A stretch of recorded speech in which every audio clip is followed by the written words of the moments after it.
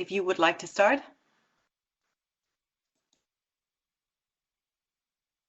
So let's get started.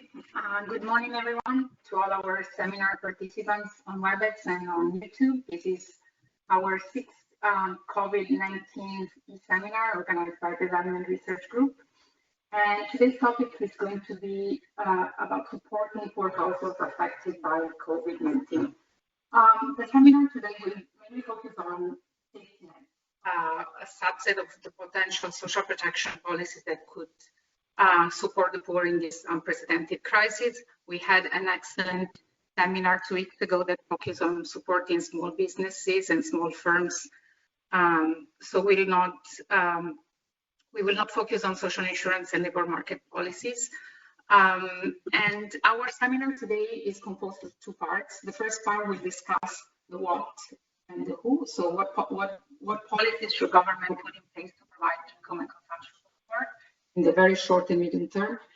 And we'll be discussing the design features of social safety nets, what should be put in place and what can be scaled up rapidly, relying on existing safety nets, but adapting, expanding, or creating new programs.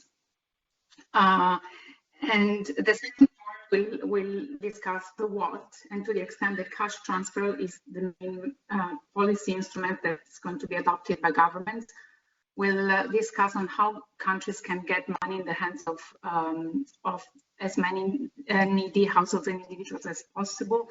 And the part 2 will draw on opportunities and challenges on existing experiences on how to roll out government payment programs. So each part will have one speaker that will speak for 20 minutes, followed by 5 minutes discussion. Let me first, I will monitor, observe, and coordinate the part 1.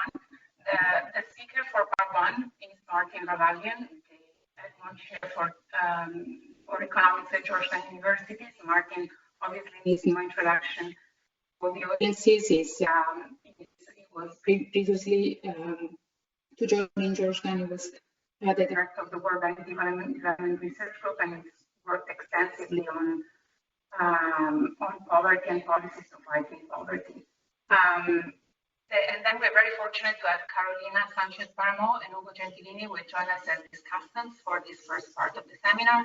Carolina is currently the Global Director of the Poverty and Equity Global Practice of the World Bank. This is the unit that really measures poverty and distributional impact of the crisis at the moment. And she has worked extensively on operation policy advice and analytical activities across many regions of the World Bank. Ugo Gentilini is the global lead for social assistance in the social protection team. It's the unit that is coordinating policies, responses, and social protection. He has recently co-authored the book Examining Universal Basic Income Worldwide, and is co-leading a living paper that tracks how governments are responding to the pandemic with the currently planned and currently implemented social protection measures by governments. And just quickly, let me introduce myself. I'm Emanuela Galasso. I'm a senior economist in the Development Research Group. I'll just kick off with some questions at the end of the presentation and provide questions to the speakers and discussants. And Leora Klapner will present the speakers in part 2 and will moderate the second part of the seminar. With some guidance on the discussion, please send your questions both through WebEx and YouTube via the chat function, and we'll collect all the questions and relate them back to the speakers and the discussants. And without further ado, I'm happy to turn over to Martin Ravallion for sharing his thoughts.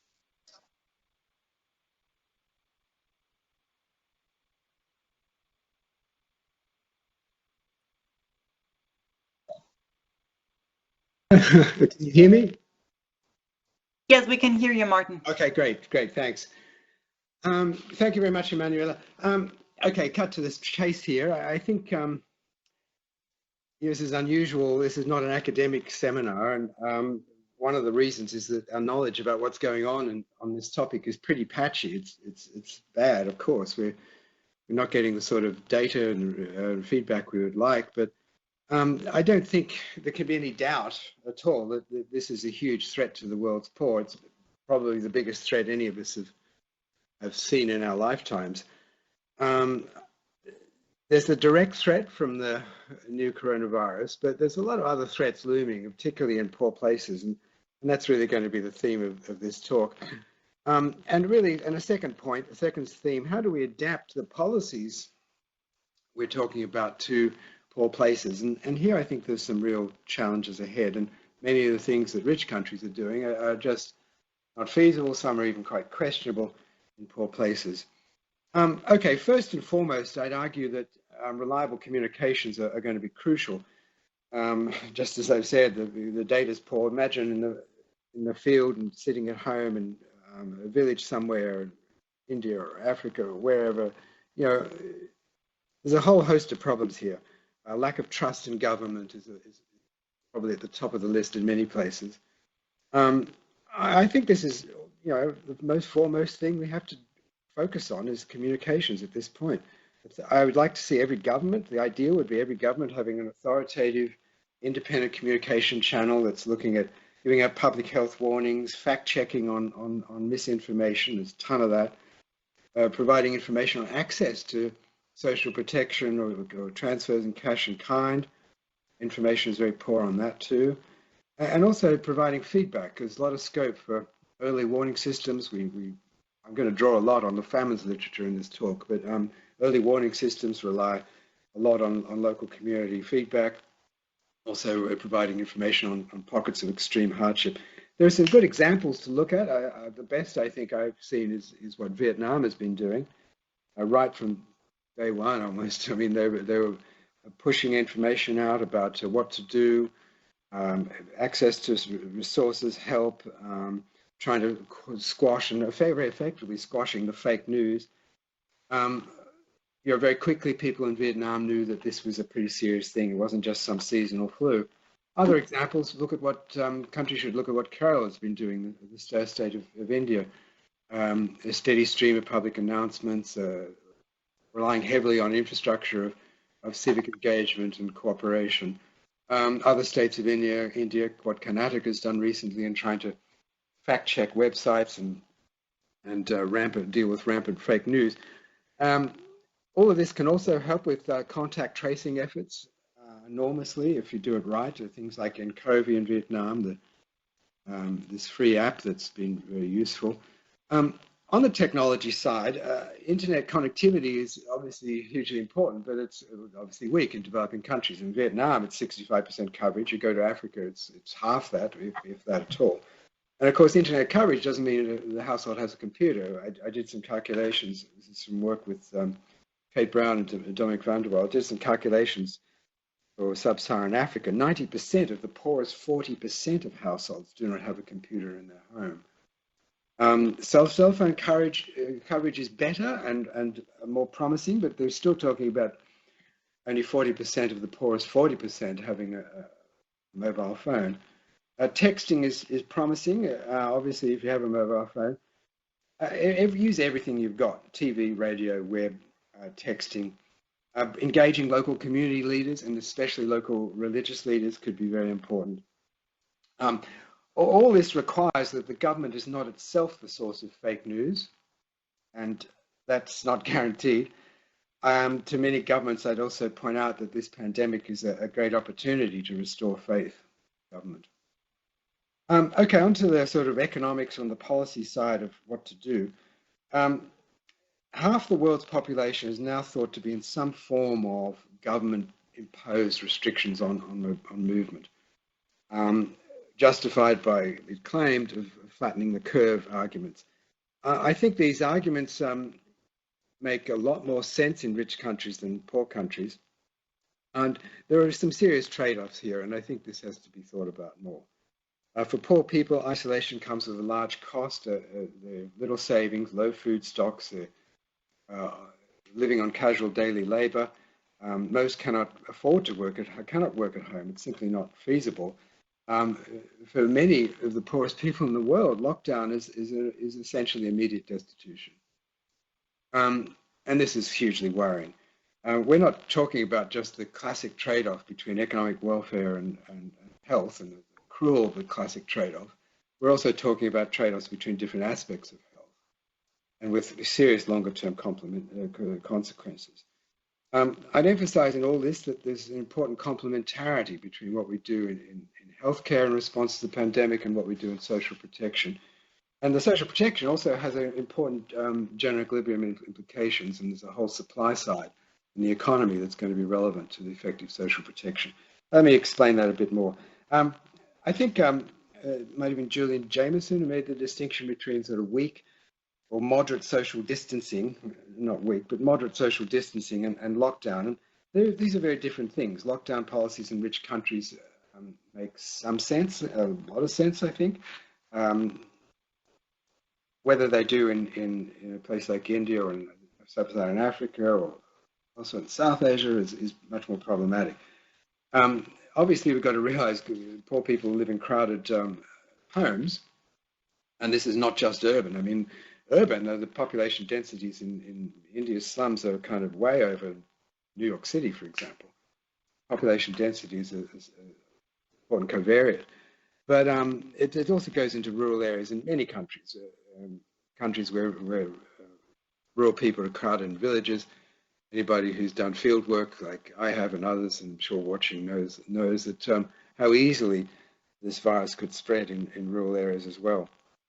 But the key thing here is really lockdown is it's just not a feasible option for many poor people. And there are just fundamental things here. I mean, 90% of the poorest 40% of people in sub-Saharan Africa do not have piped water in their home or their yard. They've got to leave to get water. Public taps are just that, public.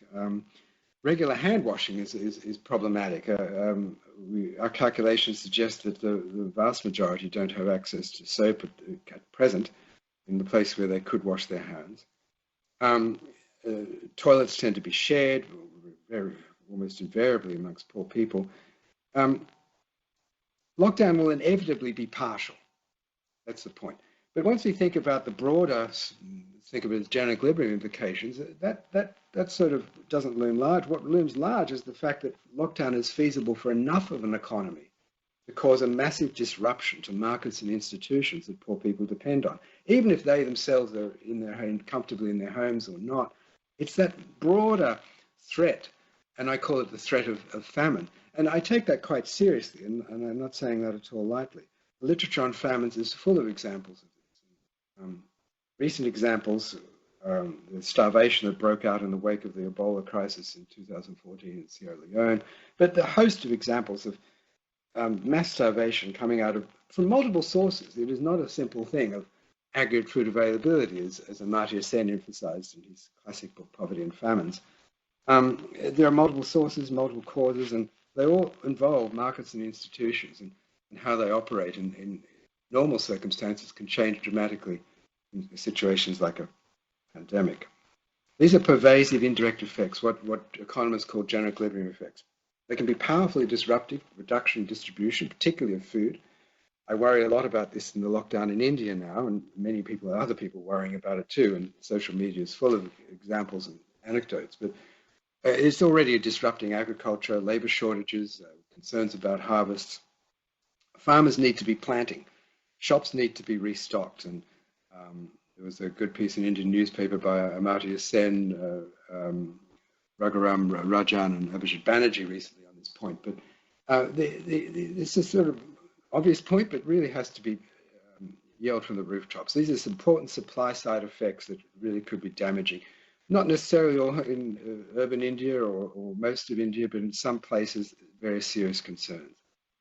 And I say, I would imagine these concerns would be even greater in much of sub-Saharan Africa. So first and foremost, protecting the food production and distribution system is a crucial element of pandemic policy, and I can't emphasize this enough, specifically in poor places.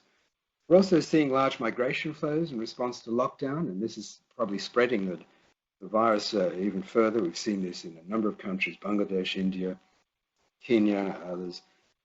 We're also seeing a lot of police brutality enforcing lockdowns. These I think, get a bit exaggerated. The good things that police are doing I'd also seen reports from people in Bangladesh and what a good job they're doing, but we're also seeing a lot of, and also at least one report of a death due to the police trying to enforce lockdown.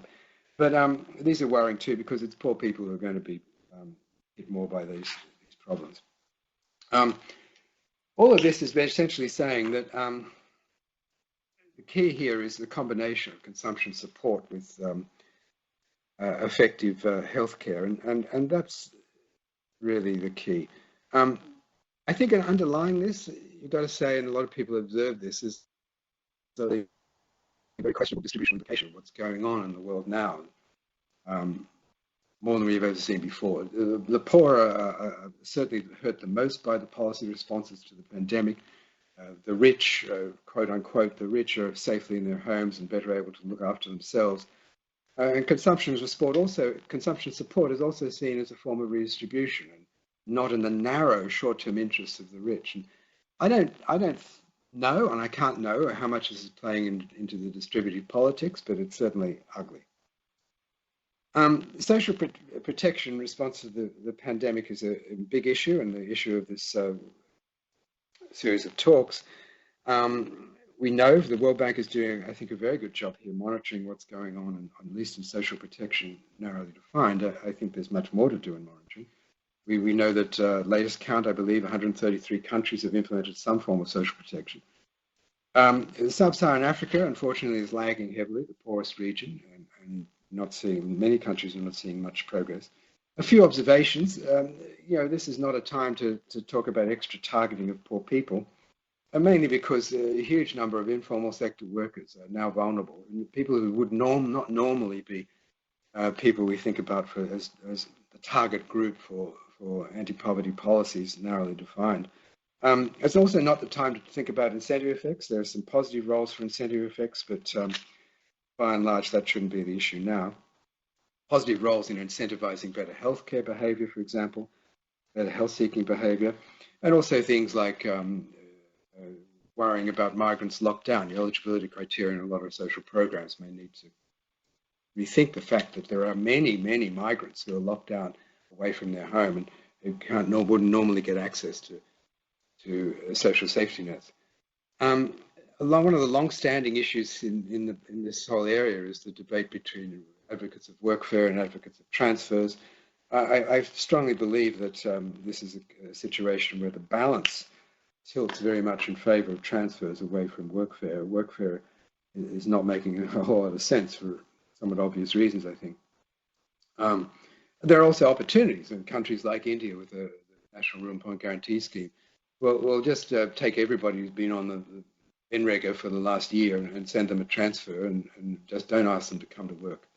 Work sites, which I've been to many of them in India, NREGA work sites are just a perfect place for spreading the virus. But some good stories here. And India is in a good position. The public's food stock is substantial, although the government seems to be reticent about releasing it to deal with hunger problems. But also good examples, the community kitchens that Carol has been doing seem to have been very successful. In all of this, I think there's a very important role for civil society groups and private sector. Interestingly, NGOs, I don't pretend to know here, but the reports I'm getting from Bangladesh, and NGOs are not being very visible. It's much more local community groups, self-help groups, civil society groups, who are really coming to help in a big way. I'm not sure how generalizable this is, but it's notable. The private for-profit sector is going to be very important, as I've emphasized. Keeping farmers and the food markets in business is crucial during this period, and protecting workers in that sector, they're just as much essential in my view as almost as much as the health sector workers, and keeping them protected and compensated properly is going to be very important. Rapid recovery of the private sector is something you have to anticipate all along, and hopefully rapid, but it could take a while. There's all kinds of issues here that others have dealt with, of how to keep labor in idling mode, try to avoid layoffs as much as possible. Financial sector can help. I wouldn't exaggerate this too much. I mean, in sub-Saharan Africa, 90% of the poorest 40% still do not have a bank account. We've made huge progress here in financial inclusion programs, but a long way to go, and that's not going to change rapidly. I think there's also scope for more isolated home-based environments as workplaces. No, I don't know this is huge, but we know there's a whole lot of labor-intensive labeling work that we done for artificial intelligence algorithms. I'm sort of thinking maybe that the private sector needs a few nudges along in this direction. There are things that the relative price of work in the home versus elsewhere has changed dramatically. Finally, I guess, what are we talking about in terms of the response? It's going to have to be huge to be credible, and it's really going to involve two things: supporting the food supply system, as I've emphasized, and secondly, transfers in cash or kind. Some of these issues, cash versus food, well, that's actually a huge catch-22 issue. If the food markets aren't working, then cash isn't much use, but if the food markets aren't working, then food distribution isn't going to be very easy either.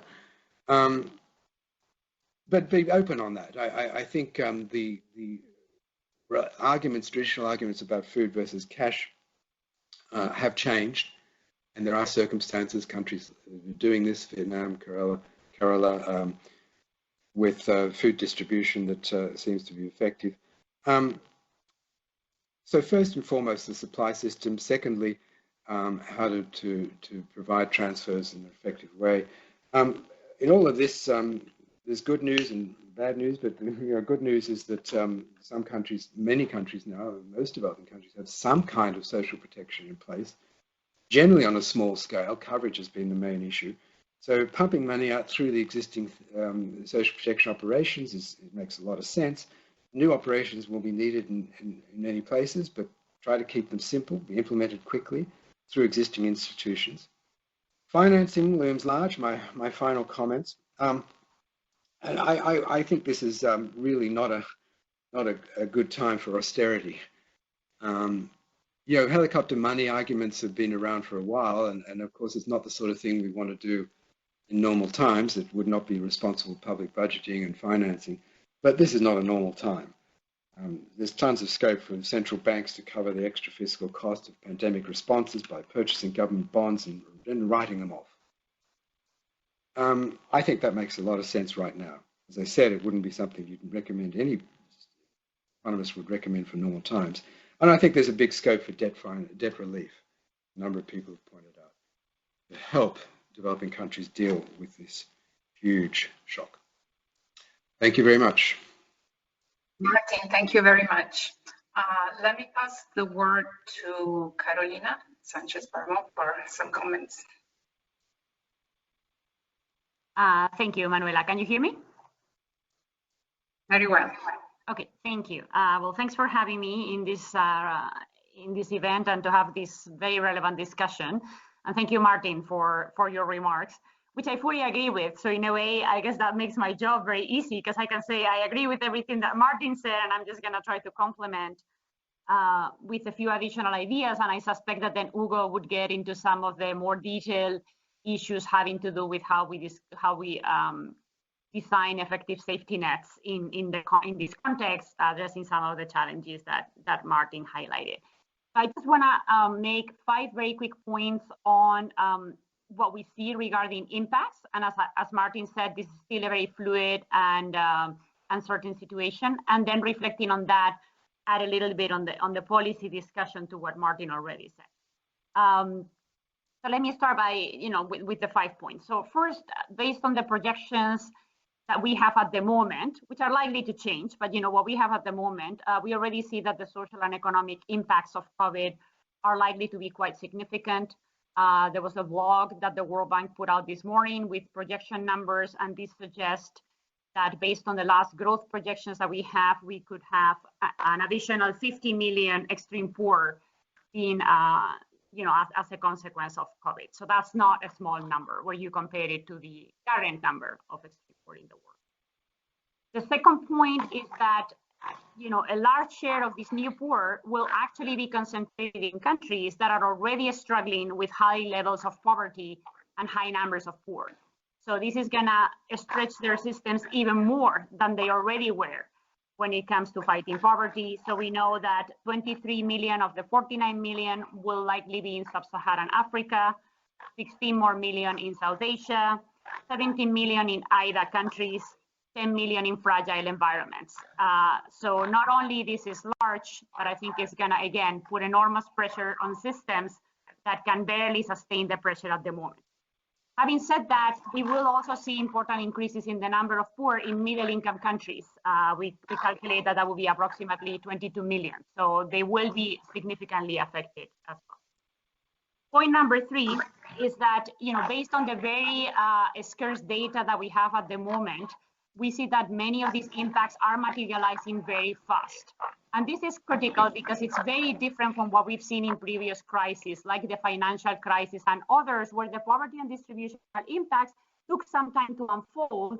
And that allowed governments, at least those that wanted to do this, to prepare a little bit their response. We don't have that luxury now. So what we see, for example, from high frequency home surveys in Southeast Asia and South Asia countries, is that there are large shares of households that are already reporting job losses, sharp declines in labor income, many of them being pushed into poverty already as a consequence of these shocks. And in many cases, we see households already coping with this, with reducing their food consumption and other disinvestments, which are likely to have very long-term impacts, as Martin alluded. Number 4, we know that in this particular crisis, there are sort of 4 channels by which the aggregate shock would get translated to household and individual level impacts. And Martin alluded to many of these, but not all. So let me just quickly run through those. So we are likely to see sharp declines in labor income due to job losses and wage losses, particularly in places where the economic lockdown is the most stringent, if you want. We are also likely to see sharp declines in non-labor income due to both the fall in international and domestic remittances. Martin alluded to the fact that you see many of the urban migrants going back to their rural places of birth. Of course, that means that they won't be remitting back anymore. For many households, that's a very important source of income. We are likely to see disruptions in the functioning of markets that could lead to either rationing or price increases or both. And I agree fully with Martin that what worries me the most here is food markets, but this could also happen for other necessities as well. And then finally, of course, we are already seeing sharp disruptions in service delivery, particularly health and education. Because of the characteristics of the poor and vulnerable, even though everybody is likely to be affected by this immediately, these 2 groups are likely to be affected the deepest, and unfortunately, I think with long-lasting impacts. And this is really because of where they live, how they work, and some of the, the characteristics that they have, as Martin alluded. For the most part, we know that the world extreme poor live either in rural areas or in urban slums and informal settlements. Martin already talked about the conditions that these people live under and why those are already challenging on a daily basis, let alone when we are dealing with the health shock that we have in front of us at the moment. They mostly work in agriculture and the informal service sector, so these sectors will not be protected by any sort of policies that are targeting formal firms. We know that the poor are also very dependent on the public provision of services. They have very little in the form of a backup when it comes to having health services or education for their kids. And we know that they have limited savings and access to credit. So all of this amounts to very little in the form of a support system. Carol, would you be able to wrap up? Yes, I'm just wrapping up. So let me skip over my last point and get to the policy response. So of course, the policy mix will vary across countries, but I think there are a series of things that every country will have to think about. Martin alluded to some of these. I just want to add a couple. First, given the magnitude of the shock and the speed at which it's materializing, any effective response in support of the poor and the vulnerable will require significant additional resources. And just to do a very crude back of the envelope calculation, if you look at existing poor and the potentially new poor, you're looking at 665 million people. If you give them $1 a day, that would give you about $20 billion just to give transfers of $1 over 30 days. And this doesn't mean anything. We're not going to do that, but just to give you a sense for the dimensions that we're talking about. So we are going to have to see countries both prioritizing existing spending, but we are also going to have to mobilize significant amounts of additional resources, as Martin alluded. Second, any package of support will have to reach both the old and the new poor. And we know that the systems that we have in place may be able to do the first phase, but maybe not the second. So we really need to think very creatively about the new poor, and particularly the new poor in urban areas. And then finally, because the situation remains very fluid and is likely to remain so over the next few weeks and months, it is very important that as policymakers make decisions, they have timely information, both in terms of the impacts of the crisis, as well as the effectiveness of policy responses. So putting in place high-frequency monitoring systems using either existing data or new data would be critical, because I suspect that what works today may not work 3 weeks from now, when we have a very different situation in terms of where the hotspots are and where some of these health measures need to be put in place. I have a few thoughts on what to do in poor countries specifically, but happy to come back to those in the discussion. Thank you.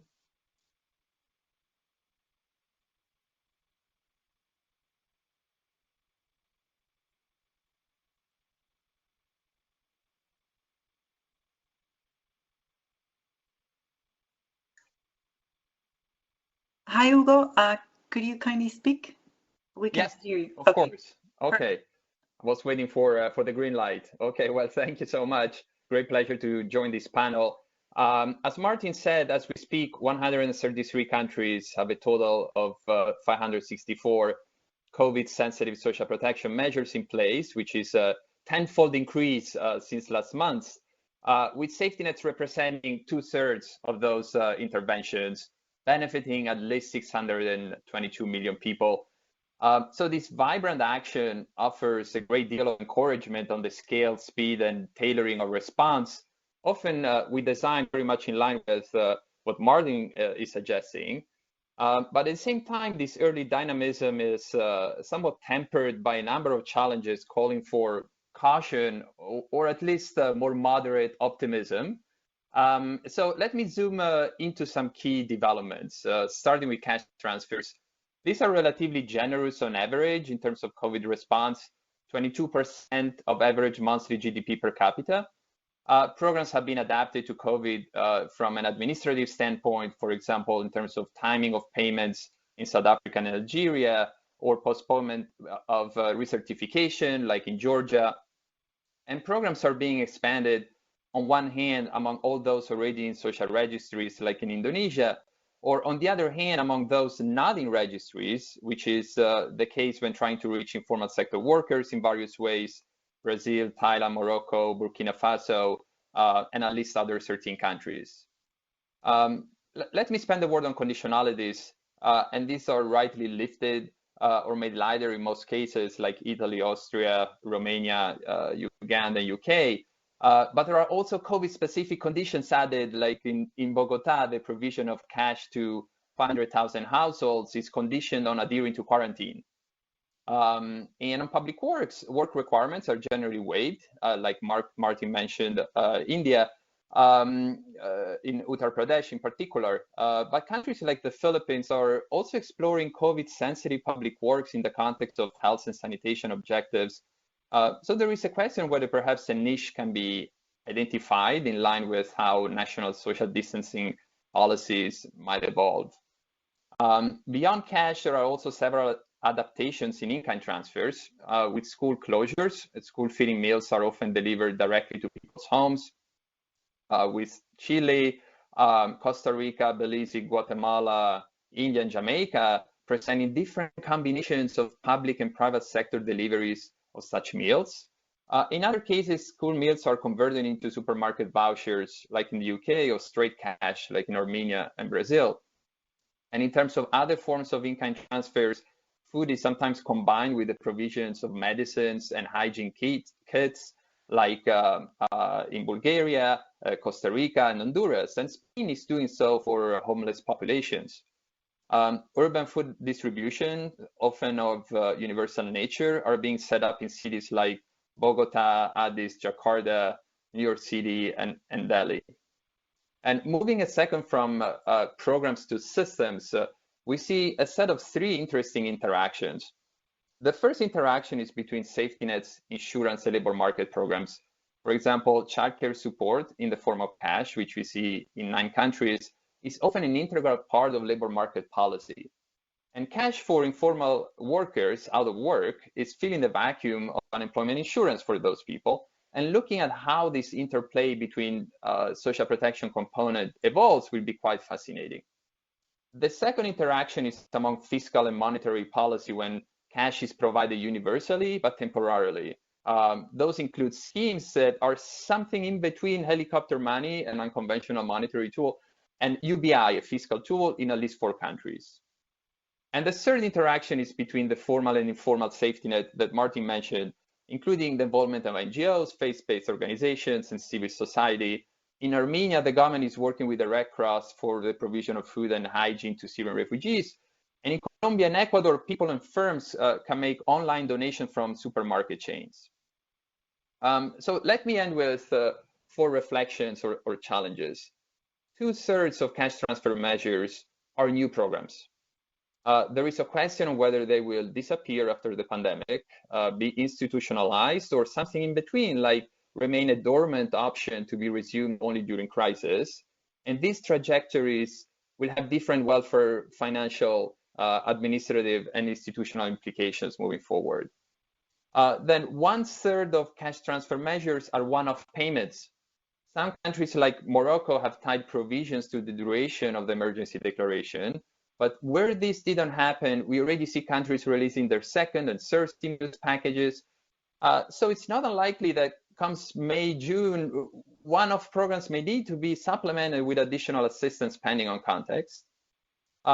Many measures are just planned or announced. So we'll see the extent to which they'll materialize and the speed at which they will be so.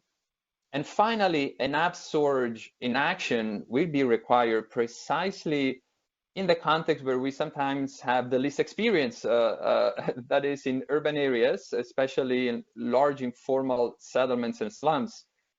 Here is not just an agenda of where to get the information from and how to reach people, but also to adapt design and implementation as well. Emerging evidence from 20+ countries suggests that simply replicating rural approaches doesn't work. So probably a lot of rethinking, innovation, experimentation, and probably learning by doing as well might be needed in urban settings. Thank you so much, and I'll stop here. Thank you, Ugo. Yeah, before moving to maybe the full question and answer we are really fighting with time constraints. I just wanted to sort of maybe encourage the operational teams and sort of both in the poverty and in the social protection team to really share all the experiences about first information systems. So how to think about identification and reaching the neediest. So we're thinking about a challenge of unprecedented scale, maximizing coverage, but we still have to have a way of identifying the most vulnerable population of the people that are not yet covered by existing programs. And so the challenge that Martin alluded to and Karina, but also the challenge of urban settings with informal casual workers that are relying on daily wages. And there are sort of important examples from sort of that have been shared on how to integrate other sources of information, for example, mobile bands in Pakistan that have a built-in incumbents on usage that could really that is part of the poverty monitoring systems in the country and can really help identifying through SIM cards the sort of these informal casual workers. Or and then it's integrating with mobile communication and financial access information. So triangulating outside the the traditional systems of existing rollouts, and there's a lot of push towards registering as much as possible now, and having these workers self-identify later as needed.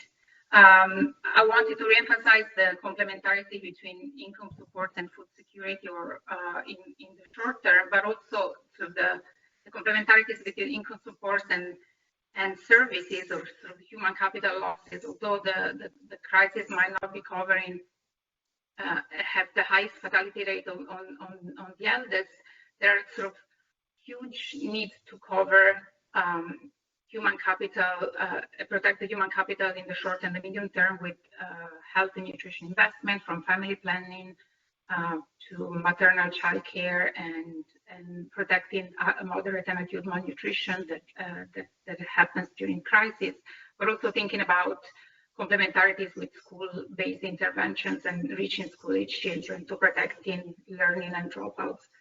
And so finally, wanted to maybe push the speakers to think about the short and the medium-term response.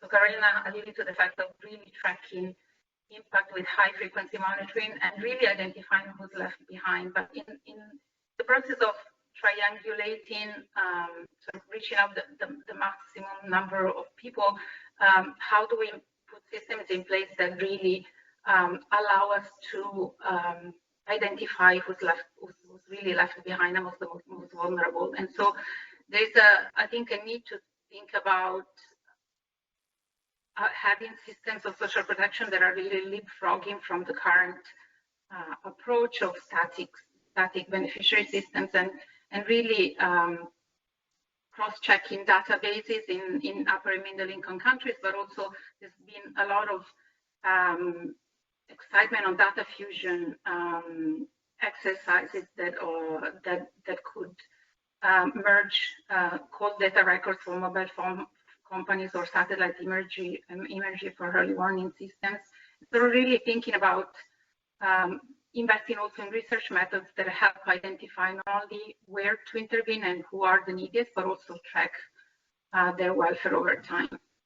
And so before moving to the second part, I would like to sort of share a bit some of the questions that have been shared both in the WebEx as well as in the YouTube chat function. The first question was is on risk of hyperinflation and whether this should be a concern in the current environment with large cash, high volumes of cash being distributed. There is also a sort of big question on the point that Martin identified on communication. But most rural areas are disadvantaged when it comes to information access, and what would be a quick fix. And finally, there are questions about how to think about delivering cash safely when the government can deliver digitally. This can be done, but how can we think about providing cash and when agents are afraid to handle it? This is maybe some of the questions might be handled in the second part of the presentation. And finally, sort of a question for Ugo about how to adapt the adaptation of cash transfer needed in urban areas, and some experiences that can be shared. So maybe very quickly, 2 minutes to each speaker to sort of get back to some of these comments and questions. Martin?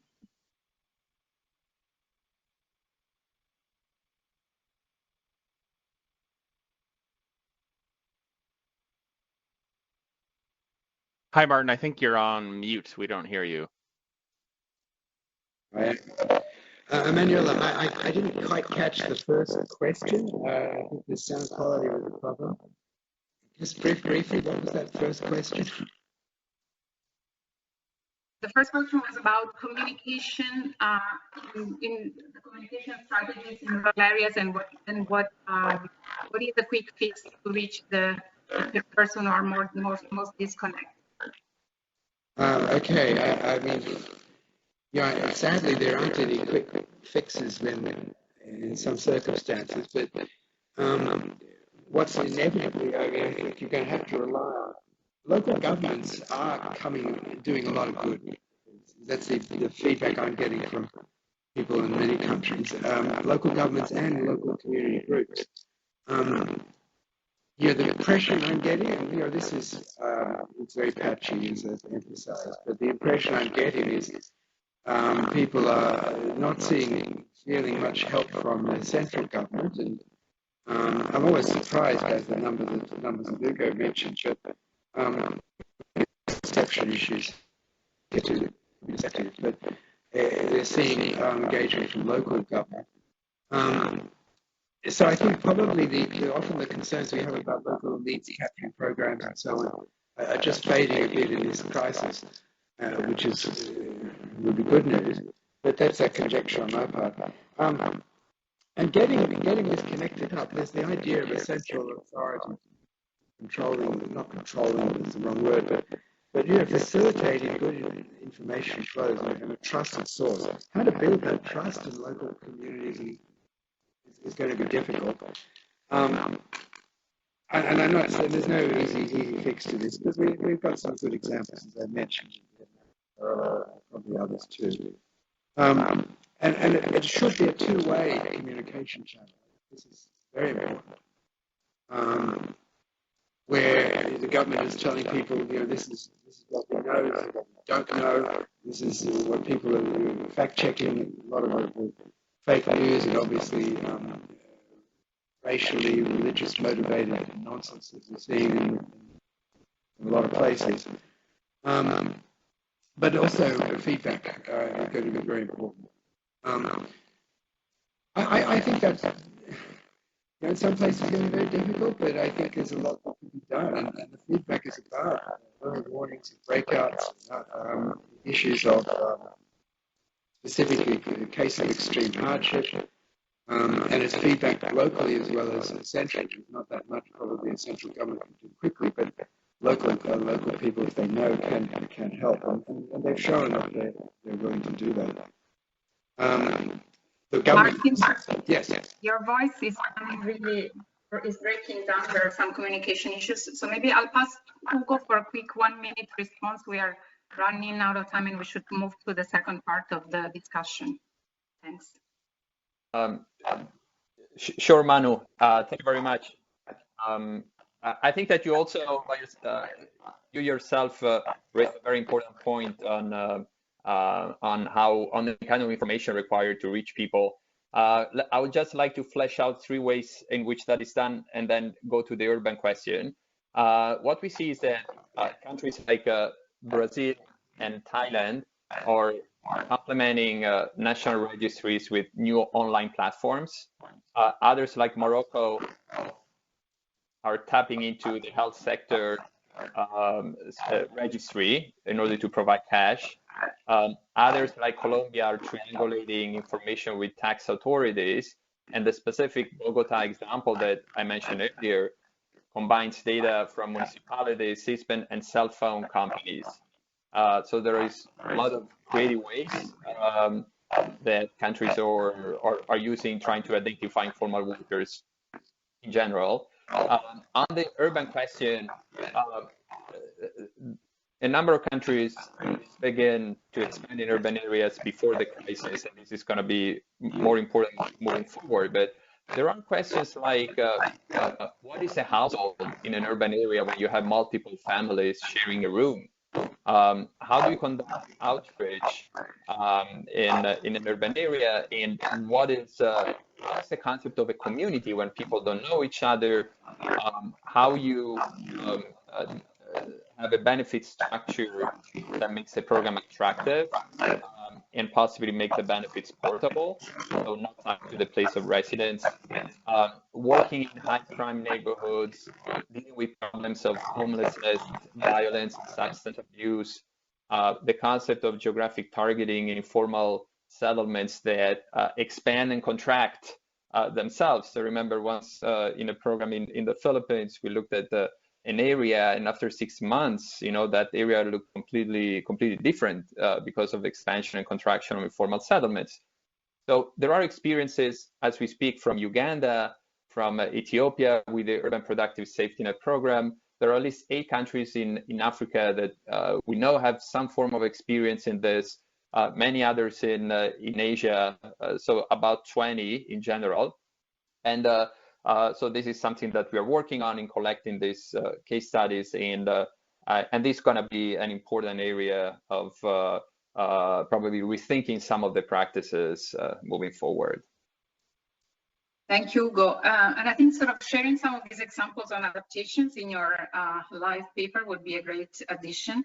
But also thinking about certain countries where there's a unique ID, I think sort of the ways of cross-checking databases becomes a sort of a unique portal to uniform information from different sources. And I think this is the right moment, with some delays, to approach the second part of the seminar and pass the word to Leora to think about what are the opportunities and the challenges on delivering fast responses at scale. Thank you, everybody. Thank you for all the speakers and the discussion for this part 1 section. Thank you. So tremendous thanks to Martin, Carolina, Ugo, and Emanuela for the excellent overview of how to design government transfer payments to address the current health and economic crisis. Can you hear me? Okay. As the coronavirus spreads economic disaster, governments are giving people money to deal with the fallout. So governments across developing countries are broadening and deepening safety nets and cash transfer programs. The Indian government, for example, is giving over 200 million women about 500 rupees into their bank accounts for the next 3 months. In Bangladesh, the government is rushing nearly $600 million to the garment industry to pay factory workers, with some funds earmarked to help almost 1 million furloughed or jobless, mostly female factory workers. In places like Bangladesh, paying factory workers in cash means bringing in truckloads of paper currency and lining up workers so they can receive their earnings one by one. That's not only wildly inefficient, it also violates social distancing practices. Done properly, digital government payments can deliver benefits beyond immediate financial relief. As our panelists will discuss, digital payments can cut administrative costs, reduce corruption. Research has also found that digital government transfers into a woman's own account can help women strengthen their household decision-making power and improve their labor force participation. And if I could share my screen for a moment.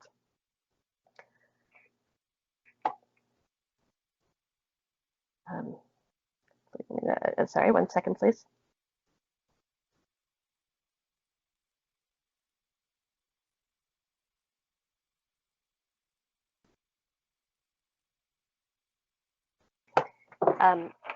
So with my co-authors, Emily Briza and Martin Cans, we've asked the question, does it matter how government and private sector wage payments are made? So we ran a rigorous study of garment worker wage payments in Bangladesh, where a sample of workers continued to be paid in cash, while others were paid into an account at a bank or a mobile money service provider. So 18 months later, we found that electronic wage payments into an account effectively encouraged the use of formal financial products and had positive real effects.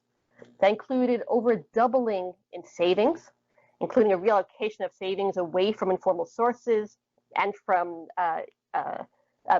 having others save for them. Second, a reduction in short-term consumption, like impulse purchases, especially for workers with lower levels of financial inclusion at the baseline. And also an improved resilience to shocks. For example, fewer missed meals during the month.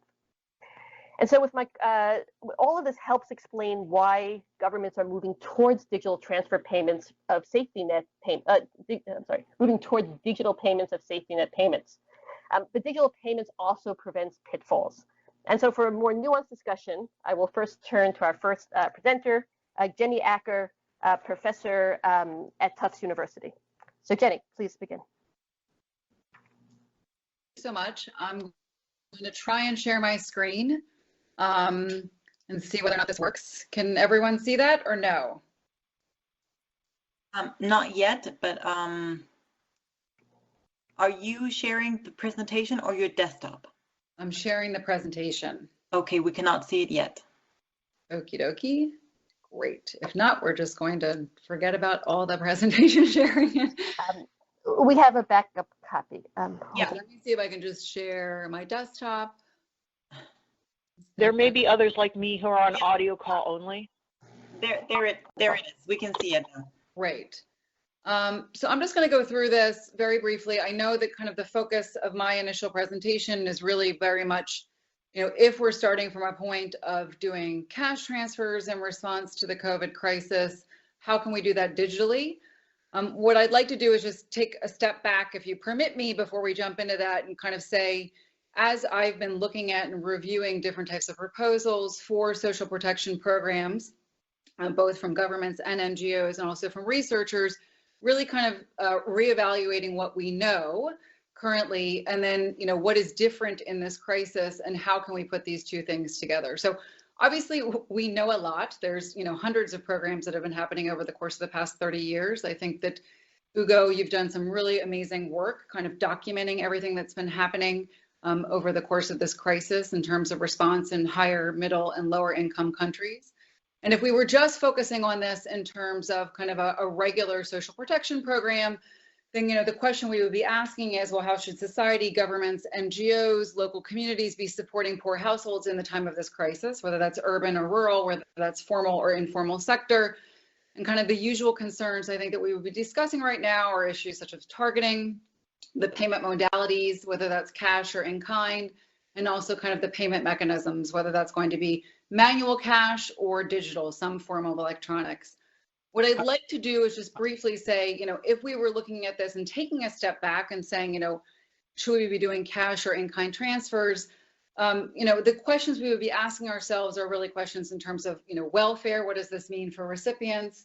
What evidence do we have on the impacts? And what are the relative costs? And the reason I want to bring this up and take a moment is that I was struck by the fact that, of all of the programs, 124 programs across these 71 countries are cash transfer programs, which is about 65% of these. Kenya tried to do a food distribution program very early on and then quickly moved to cash transfers. There are some good reasons to do this, but I also think given kind of border closures and other things that are happening in several of these markets, we also need to kind of ask ourselves the question, are cash transfers always going to be kind of the best way to design these types of things? And then I'm not going to go into this here, but we know that under certain assumptions, cash transfer should be maximizing welfare impacts. Everyone knows. Hi, Jenny. Sorry to jump in. Are you trying to share your slides right now? All we see at the moment is, I think, your desktop. It's a picture. Oh, that's great. Yes, I'm going through a presentation. Is anyone seeing any of that? No, we're seeing your screen. Sorry, you can't see your screen. Share it from your behalf. Okay. So I have a presentation. You are all welcome to it. It's lovely pictures and lovely graphs, but I guess you won't be able to see that. Stepping back, if we were going to be asking ourselves, is it cash versus in-kind transfers? I think that there's three things. We should be asking ourselves the welfare question. We should be asking ourselves the question, what evidence do we have of impact versus cash versus in-kind transfers? Ugo's excellent work, where we've compared these things side by side, basically says, well, the evidence is really out. There's no systematic evidence of one transfer modality over the other. But a place where kind of cash is clearly the winner has been in terms of cost. And so work we've done in Eastern DRC comparing a cash versus a voucher program side by side showed that cash per recipient was strongly less expensive. And then if you're comparing this across other cash versus in-kind transfer programs, what we've seen is that cash is less costly. So these three things together, that it seems as if kind of they could be welfare improving. It seems as if kind of the jury is still out, and it's highly context specific in terms of cash versus in-kind transfers is going to be the most important, and that cash is less costly kind of gives ourselves the answer as to why we've seen kind of a preponderance of a lot of cash transfer programs in response to this COVID crisis. So if we think that cash is really the way to go, which I would encourage us to think a little bit more heavily about as we start designing each one of these programs, then what do we think about kind of cash or electronic, cash or digital? And as Leora said, there's good reasons why, the old way of doing cash, where you went to the bank and you got cash out and you put it into individual envelopes, you transported that to either remote rural areas or to kind of certain areas of urban settings. And then that required some types of security, was highly costly, and then kind of asked questions or raised important issues about kind of the separation of government services or NGO services and kind of military aid. What we've seen over the course of the past 15 years is that mobile phone coverage has increased quite significantly. Findex has shown that 2/3 of unbanked adults have a mobile phone, and then kind of corresponding to that increase in mobile phone coverage, we've seen an increase in mobile money coverage as well. And so there's about 300 mobile money deployments across 95 countries worldwide. That's about 1 billion registered users. And if you're looking at sub-Saharan Africa, about 11 million of those were users in 2010. That increased to about 150 million users in 2018. So kind of putting all of these things together, what we've seen is that when cash mobile money has been used to distribute cash transfers as compared with just manual cash, so getting the actual cash in your hands, it strongly reduced the cost. So work that we had done in Niger, although quite a while ago, about 10 years ago, suggested that beneficiaries that got their cash transfer via mobile money had to travel shorter distances. So if you got manual cash, you had to travel about 5 kilometers round trip, which was about an hour of your time, excluding waiting time. If you got it via mobile money, you had to travel about 0.5 kilometer, which was about 10 minutes. And perhaps more importantly, in these COVID times, the mobile money cash transfer group was able to spread out when they actually got their cash transfer, because they could decide when they wanted to go to a mobile money agent. Now combine that of the kind of the reduced costs with the mobile money cash transfer with existing evidence, it suggests that kind of mobile money can lead to other improvements in well-being. Some of the work that we've done in Niger suggested that mobile money cash transfer recipients had higher levels of food security, given differences in intra-household bargaining. Some of the other work in India suggests that there was kind of reduced leakage and people were more likely to get their cash transfers, although not all of these were comparing kind of regular cash versus mobile money cash transfers side by side. Hi, Jenny, sorry to jump in. I have the slides up. I know it's a little bit delayed, but if you just tell me the number slide that you're on, I can move them to wherever you'd like. That's okay. I mean, I think I don't know what slide I'm on anymore. So yeah, if you just kept on going to the next one, that would be great.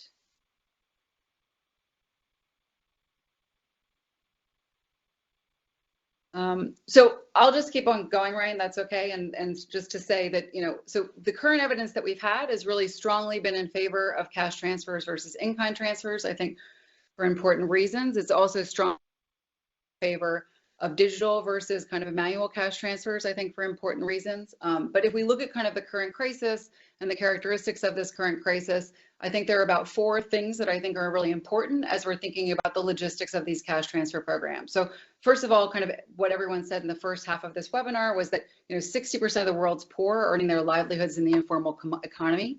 In sub-Saharan African countries, that's about 90%. So we're really talking about in cases where there might be kind of very severe lockdowns or complete lockdowns. What that means is that people are completely losing their income. And then there's obviously the question as to whether or not those lockdowns are actually being enforced. The second thing that's going to be important is that what we've seen, at least in sub-Saharan Africa, is that 32 countries in Africa have closed their border. 32 of those are complete full border closures.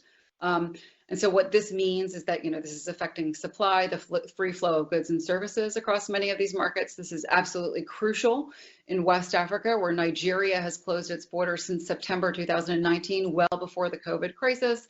It's kind of a major destination of exports for goods and services for much of West Africa, but then also during the hungry season, which is soon approaching in West Africa, it's also kind of a major source of imports. And so this is really an important question. Third, while we've seen kind of an increase in the deployment of mobile money over the course of the past 10 years, both the number of deployments and the number of active users, the number of users and subscribers, the number of active users is really far below the total number of subscribers, focusing again on West Africa. The number of active mobile money users ranges from about 1% to 20%. So people have registered, but they're not actually using their accounts, which is going to be crucial in order for people to get access to these digital payments. And then finally, while we know that kind of mobile money infrastructure exists, agent density is really going to be a challenge. In 2019, the GSMA survey basically was showing us how important mobile money agents were as compared to banks and ATMs per 100,000 adults. So while you might have 11 banks per 100,000 adults and 33 ATMs, you have 228 mobile agents. That's still actually quite low, and there's a huge heterogeneity across countries. So these are kind of all the constraints that we're working under right now. So the things that I just wanted to think a little bit about as we're thinking about kind of designing these programs is, first of all, one of the things that, as Ugo was going through some of the summaries is, what is the objective of the transfer that we're talking about? As we said, is it a workfare program? Is it a school feeding program? Is it something that's designed for an urban or a rural population? Is it agricultural or non-agricultural? And most importantly, is the transfer going to be designed to replace all income or just certain expenditures of the household? In other words, is the transfer going to allow people to smooth their consumption or completely replace the income that they have, or only allow them to kind of face this current shock? And if 90% of the population in sub-Saharan Africa is working in the informal sector, then if we're not providing a full income transfer, then they're going to need to leave their houses to work. And so this is something that we need to be thinking of. Secondly, and I think a huge one that is crucial in terms of cash versus in-kind transfers is just what I mentioned before, is the number of border closures that we've seen. Is there going to be sufficient supply on these markets for cash transfers or vouchers as compared with kind of food distribution programs? How can and will we know whether or not supply is actually going to be sufficient? What monitoring systems can we actually put in place? And then finally, if we're looking at kind of mobile money in particular, what does this mobile money infrastructure actually look like in urban and rural areas? And even if there are sufficient agents, will the location and timing of the payments actually increase crowding and visiting mobile money agents, which then would make social distancing difficult and could increase people's risk of actually being infected? And so the three things that I would think about, but I'm going to just be focusing on the last two in terms of kind of supply and markets, is that what we've seen over the course of the past 2 weeks or so is that there are a number of researchers who are working with governments and NGOs that are implementing phone surveys. There are 4 that are existing already in Malawi, Liberia, Rwanda, and Niger, where they're tracking prices on local markets in response to the COVID crisis, which could be used in real time to feed back into policymakers so that we know how many traders are operating on markets, what supply exists, where that supply is coming from, if somehow kind of foodstuffs are getting through despite the complete border shutdown, and what this means actually for prices. And then secondly, if we're thinking about these existing mobile money systems, what we've seen is that the number of active users of mobile money is actually quite low, even in countries such as Cote d'Ivoire and Senegal in West Africa, where kind of active users represent about 20% of the population, which is much less than the number of subscriptions. There are alternatives in the mobile money space, something called an envoi code, where you can simply send someone a transfer if they have a mobile phone. There are lots of reasons from a security perspective as to why this might not necessarily be preferred, but it would prevent kind of a huge large-scale registration campaign or swapping out SIM cards so that people actually have a mobile money account. Secondly, we need to really think a little bit more in areas where there are very few mobile money agents, whether or not more agents could potentially be registered, and thinking a little bit about kind of the regulatory framework that exists to kind of encourage non-traditional agents to come in and be part of the system. And then third, as we're designing these transfer systems, especially in urban areas or even in areas that have very few mobile money agents, how can the payments be designed so that they are spread out, so that not everyone is necessarily visiting an agent at one time and then potentially increasing their risk of exposure? So I'm just going to end that here. Thank you. That was wonderful, Jenny. And to mention, Cambodia similarly is making payments to garment factory workers just using phone numbers, even those that don't have an account. So there is a wide array of experimentation of how to make these new digital payments. And on that note, I'm delighted to introduce Carolina Trivelli, a senior researcher, former Minister of Development and Social Inclusion of Peru. Carolina. Thank you, Lara. Thank you all for the invitation. I'm very happy to be here. In my 5 minutes, I want to just go over how we are dealing with this big challenge in Peru. The government has decided for a complete lockdown, so everybody is at home. in a country with 70% of people working in the informal sector. So there was an announcement of a cash transfer initially to the especially the poor people, the poor households, but afterwards that was open also to the informal sector workers, the independent, vulnerable workers. The interesting thing is that today, more than half of the households of the country are receiving a cash transfer for the emergency, and that is on top of the 1.3 million households receiving a social program. So in total, around 6 million households out of 9 million households in the country are receiving an emergency cash transfer. The question is how to do that. First, based on our all the data we have, the targeting system, the tax information, the employer's information, everything is put together to be able to help this, the identification of who has to receive this transfer. But that is only possible actually because we have a national ID system that works perfectly. 99% of the people has an ID number, and we are able to assign every individual to a household. That's not perfect, but it really helps. But then the main challenge is how to deliver a transfer to the people. And we have a great environment for financial inclusion, but we are pretty far behind in achieving financial inclusion. Good news, today, financial inclusion and digital payment services are recognized by the society, by the politicians, by the decision makers as an essential service, and that opens a great opportunity for the time to come. But today, what we are doing is we are using all the possible solutions we have to serve different segments of the recipients of these cash transfers. We are using some deposits in accounts in the bank, especially in the public payment bank, and that is only a small portion of people. We're using a type of electronic remittances to the phone numbers of independent, vulnerable workers. We are also sending a note and through a web page, an advice to people that is selected as recipient, and it's been assigned to a specific bank branch to be able to access their money, and that bank branch being around their house, because the ID system keeps tracks of addresses, so we can assign people to a specific bank branch to a specific day to go and get the cash, which implies making a queue, but not an extremely large queue. And then we are using other solutions.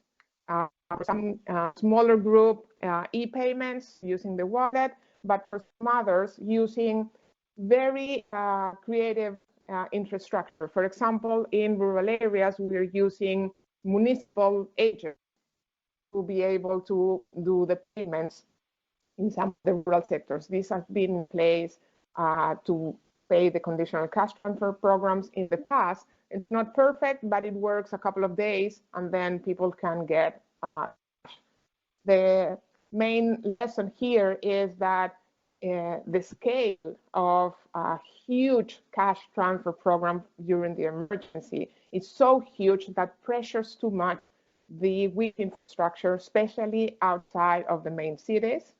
That has been built by the financial sector. We need a lot more infrastructure. And the agents, which are great and help a lot, do not have enough cash to pay such larger amount of people receiving these cash transfers that are significantly in amount also. So it's a lot of money and a lot of pressure to the agencies. And so we still lack of a lot of better solutions, but we have, we're using all what we have, but we are also very clear that with this, with the present financial sector infrastructure, especially outside main cities, it's impossible to really support a more effective payment systems. We're using everything we have, but for sure we will be able to produce better outcome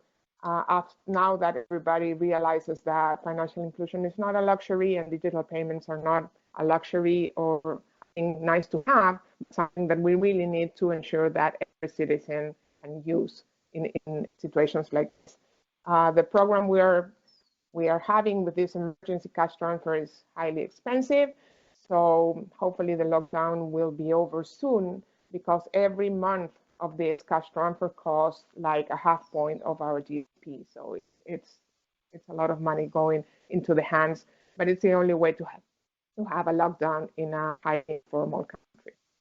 So that's I have to tell about the Peruvian situation and the relevance of being very pragmatic in these times and take the advantage of using all the possible solutions, because there's no one solution that could serve to solve this huge challenge of delivering payments to such a larger amount of people. Thank you. Thank you, Carolina. And next, I'd like to welcome Ruth Gowen-Groen, the Managing Director of the UNCDF Better Than Cash Alliance. Ruth. Good afternoon or good evening, everybody. I have 5 minutes to inspire you with one of our members, Sierra Leone, because one of the goals is to give you an example of one of our members that faced exactly a crisis very similar to ones that are being faced around the world just 5 years ago in the Ebola crisis. So really quickly, and this has to be super quick because of the time, but if you want more, there's a webinar on our website which has Stephen Gaudia, who is the head of the Ebola response in Sierra Leone, and you'll hear from him directly. So the challenges are very similar. People are protesting. There's a whole lot of problems getting payments out. You just heard from Carolina. There's all sorts of payment lists that they were facing and that people are facing here, who to pay. So some of the challenges were very similar, and that they had a commitment to get payments to frontline workers in this case now with affected families, and to keep the payments ecosystem functioning, as you heard from Carolina, really important. And as you heard from Martin, the importance of communication. They were really committed to being able to communicate clearly and get feedback as well, as Martin said. So that was, they had that experience 5 years ago, and they found an approach that was based on their own capability. And they didn't have a universal ID, but so they were able to redesign some of the regulatory modalities on the payment side so that they could accept other IDs. So they were working with what they had. They had great network coverage and mobile phone usage amongst the response workers, which was their first priority for payments. And they had a really innovative private sector with whom the government was working very closely. So these are the lessons that came from Sierra Leone. That is their voice, and we can go into more details if you want it later. But what they found is that they just had to get started. Action wasn't for this world, but the era of exclusion was worse than the era of inclusion. And this is the same message that Martin said right at the beginning, that the objective is to really respond to the problem, not wait to be perfect. But in the Sierra Leonean case, what was absolutely key was that they had a feedback system to address grievances quickly. And so they were able to iterate and be able to make sure that they, when they did make errors, that they were solved. And talking about solving problems, one success factor for them was having a situation room. In that case, it was a room, but I guess now it's usually virtual, to be able to solve problems together. Because unless you can actually have in their case, the fintech innovators who are working on things like facial recognition, yes, facial recognition 5 years ago, they were really innovative, and to be able to solve the problems. And particularly, as you heard from Jenny, from Carolina, from Martin, the issue of keeping payments working everywhere, because unless you were able to do that, they couldn't actually pay people. So they had pop-up agents, they had all sorts of innovative solutions to be able to keep that commitment. And one thing I do just want to say is that for us at the Better Than Cash Alliance, anytime you're making a digital payment, we want it to be responsible, and our members are very committed to it. So you can see the top right, the recourse part, so that people know where to go when they have a problem, an issue, a question, is really, really important. All the other ones, protecting client data, keeping client funds safe, are all very important for grievance, for being able to make digital payments responsibly, but the recourse is one that's very important. So I wanted to end with that because that circle back to Martin's point. And now, Leora, back to you. Thank you, Ruth. These were wonderful presentations and useful to get two practical examples of digital government transfer programs during the crisis. So there are a host of questions that all revolve around the same theme of if a government switches to electronic-only cash transfers, how do you prevent this from marginalizing the ultra poor that may already have lower levels of financial literacy and capability? And I'd like to extend that question. Actually, I pulled out two figures I'd like to show. And so the first is, this is a survey done by Alan Gelb and others at the Center for Global Development, where they surveyed about 1,500 mothers in Bangladesh whose payments were moved from cash to electronic. The vast majority were very happy with the change. It improved their ability to use and use the money effectively. About 15 to 20% reported being worse off because they just didn't have the financial capability or literal literacy to use the product effectively. And the second point I wanted to make, which didn't come up, Jenny had touched on, specifically around the gender gap, mobile phone ownership. And so as we talk about moving payments to mobile money accounts, we need to recognize the very large gap, especially in South Asia and some sub-Saharan African and MENA countries, in even phone ownership among men and women, and to make sure that women aren't left behind at the starting gate by not having access to the technology. And so this is new 2019 data collected by Gallup from the Gallup World Poll for South Asian countries. And so with that in mind, if we could run through the participants, if you can give us a 2-minute response to, how can we effectively make payments to the poor while protecting their control and use of the money. Jenny, would you like to start? That's such an easy question, Leora. No. In 1 minute. Thank you. I can tell maybe two experiences for each one that we've had. So dealing with kind of the gender aspect and also the poor. So the first one is that in terms of accessing mobile money and getting access to accounts, it gets back to, what are the objectives of the transfers that we're actually making? Do we want to target women within the households, or are we targeting the household? And given kind of intra-household dynamics, what does that actually mean? Is it important to kind of have a gender targeting aspect? If it is important to have a gender targeting aspect, and we think that, women in particular disproportionately do not have access to mobile phones or have higher rates of illiteracy, there are a number of initiatives that have been done using visual representation of how mobile money works. NGOs have a large kind of variety of experiences with these in Liberia, Sierra Leone, Haiti, Niger, Eastern DRC, so that using visual images is a way to kind of explain how mobile money works, and also kind of allowing people to kind of remember their PIN numbers, even if they aren't necessarily functionally literate.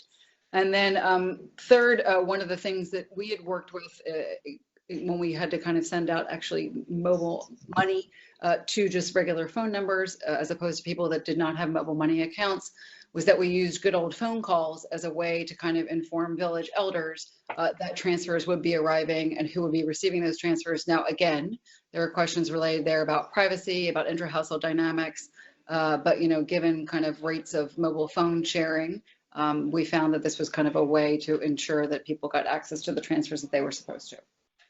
Thank you. Very helpful. Carolina. Yeah, I would say that today the better off people to receive any of these cash transfers are women receiving the conventional cash transfer program, which already have a savings account, have and know how to use their debit cards, or how to use the electronic or the telephone system where they could get a PIN and go to an ATM machine and get their cash. Those are the trainers now in their villages. those are the women, the poorer women in the country are supporting the other people in the community on how to use these devices and to get to their money. So all the investment done by the conditional cash transfer program, the regular program, in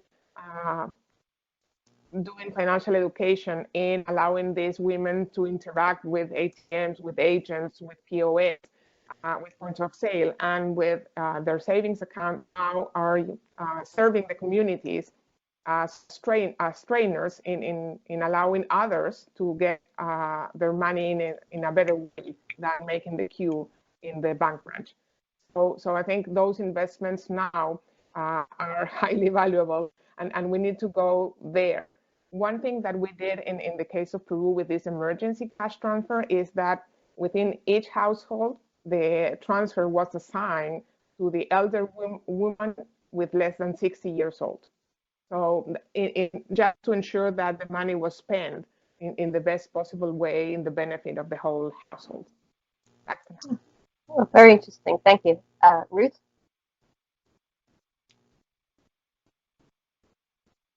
Ruth, I think you're on mute. Thank you. Leora, and just building on what Carolina said, that Peru has a commitment to an inclusive digital ecosystem that they're working towards now, and they have a commitment to including women very particularly in that ecosystem, and so they're acting on it. And I think that there are many, from the Alliance perspective, many of our members are very committed to that. Martin mentioned Vietnam as a great example on the communication front, and they're a member of the Better Than Cash Alliance that is very committed to including women as having their own account and their own payment mechanism. And so when there is an overall government commitment to an inclusive payment ecosystem that will build for everybody, not just those who are in the formal sector, but in the informal sector as well, then you build the foundations for being able to respond in these crises. And so that, and now people are seeing the opportunity to build it now. So we see in Colombia and Bangladesh and other members who are able to use this opportunity now to build an ecosystem that will work for everyone, particularly women. So it's the issue of vision is absolutely key. Thank you. I would also mention the importance of, and I think Jenny touched on this, of mobile merchant agents being considered an essential service to be kept open during the crisis, especially in the local village, because it's often harder for women to travel, both family and other social norms, travel further to cash out their money and give them the greater control over how the money's spent. So thank you. Any last comments? You're on mute, Ruth. Women at all levels of the ecosystem, whether it's women agents or whether it's women in banks, whether it's women in MNOs, women at all levels, it's really important to be able to design services that are appropriate for women in their particular markets. Jenny spoke about how important the various different examples, and we could go on, but it's the issue is that having women at all levels of the ecosystem is vital. Thank you. So I really thank all the speakers in both sessions. Stay tuned for additional seminars by the Development Research Group later this week and going forward. Emanuela, do you have any last comments?